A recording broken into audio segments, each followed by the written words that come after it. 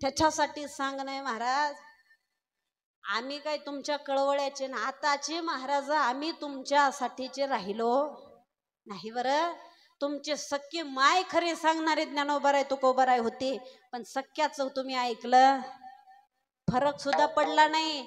जोपर्यंत जिवंत होते तोपर्यंत लोकांनी त्रास भरपूर दिला, मेल्याच्या नंतर उचलून घेतला, आता घेऊन उपयोग मुळामध्ये सुद्धा नाही.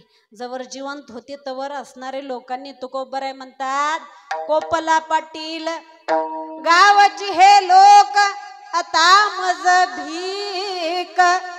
कोण घाली तुकोबरायचे उद्गार आहेत. एकदा त्या ज्ञानोबरायचं चरित्र लावून बघा, अख्खे 7 दिवस असणार डोळ्यातून पाणी गळाल्याशिवाय राहणार नाही. अरे म्हणलं ऐकायचंय ना, साधू संतांचे चरित्र एकदा ऐकून बघा महाराज.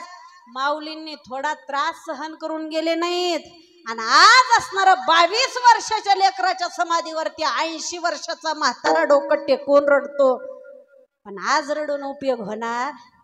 त्यावेळेला पोटाला अन्न मिळत नव्हतं तर शेण झोळीत टाकलं लोकांनी, शेण हो. आणि आज असणारा त्याच माऊलीच्या पाया पडण्यासाठी कित्येक लाखोंची गर्दी आहे, आणि कित्येक असणारा त्याच सोहळ्यात जाण्यासाठी एवढे आमचा धडपड आहे.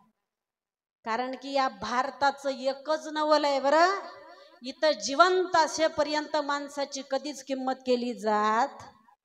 मग तो जगाच्या पाठीवर कोणी असो, साधू संत असतील किंवा सर्वसामान्य माणूस असेल महाराज, आणि त्याच्यासाठीच असणार म्हणून तुकोबाराय म्हणतात, बाबा तुझ्या आयुष्यातले तुझ्या देवाशिवाय दुसरे कोणी तुझ्या सोबत नाहीत, आणि तुझ्या जवळचे कोणी सुद्धा नाहीत.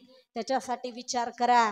सांगणारे असणारे पोटा पुरतेत, आपणाला तरुण जायचंय का पुन्हा इथं अडकून बसायचं, हे स्वतःचा विचार स्वतःनं करा बरं का.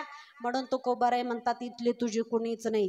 कशेत येरते माईक दुःखाची जनिती नाही आधी अंती अवसान. आधी म्हणजे आजपर्यंत जो संसारात राहिला तो कधी सुखी राहिला नाही.